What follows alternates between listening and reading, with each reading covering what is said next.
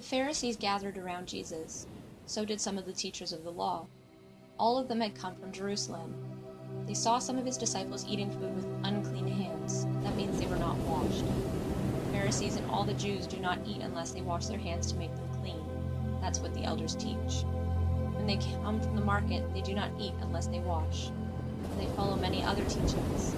For example, they wash cups, pitchers, and kettles in a special way. So the Pharisees and the teachers of the law questioned Jesus. "Why don't your disciples live by what the elders teach?" they asked. "Why do they eat their food with unclean hands?" He replied, "Isaiah was right. He prophesied about you people who pretend to be good. He said, 'These people honor me by what they say, but their hearts are far away from me. Their worship doesn't mean anything to me. They teach nothing but human rules.' You have let go of God's commands, and you are holding on to teachings that people have made up."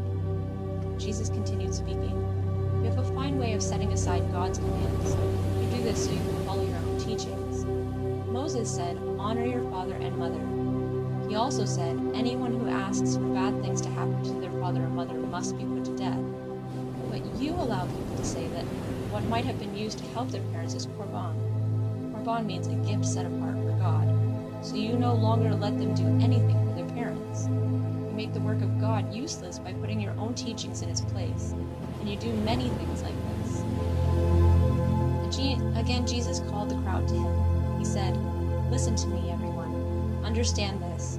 Nothing outside of a person can make him unclean by going into them. It is what comes out of them that makes them unclean." Then he left the crowd and entered the house.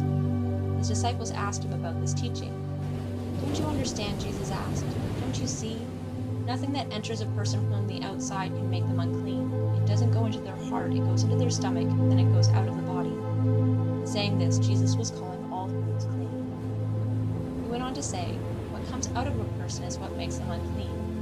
Evil thoughts come from the inside, from a person's heart. So do sexual sins, stealing and murder, adultery, greed, hate, and cheating come from a person's heart too. So do desires that are not pure and wanting what belongs to others. And so do telling lies about others and being proud and being foolish. All these evil things come from inside a person and make them unclean." Jesus went from there to a place called Tyre. He entered a house. He did not want anyone to know where he was, but he could not keep it a secret. Soon a woman heard about him. An evil spirit controlled her little daughter. The woman came to Jesus and fell at his feet. She was a Greek, born in Syrian Phoenicia. She begged Jesus to drive the demon out of her daughter. "First, let the children eat all they want," he told her. "It is not right to take the children's bread and throw it to the dogs." "Lord," she replied, "even the dogs under the table eat the children's crumbs." Then he told her, "That was a good reply. You may go. The demon has left your daughter." So she went home and found her child laying on the bed, and the demon was gone. Then Jesus left the area of Tyre and went through Sidon. He went down to the Sea of Galilee and into the area known as the 10 Cities. There some people brought a man to Jesus. The man was deaf and could hardly speak. They begged Jesus to place his hand on the man. Jesus took the man to one side, away from the crowd. He put his fingers into the man's ears, then he spit and touched the man's tongue.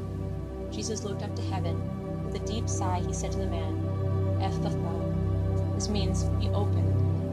The man's ears were open, his tongue was freed up, and he began to speak clearly. Jesus ordered the people not to tell anyone. The more he did so, the more they kept talking about it. People were really amazed. He has done everything well, they said. He even makes deaf people able to hear, and he makes those who can't speak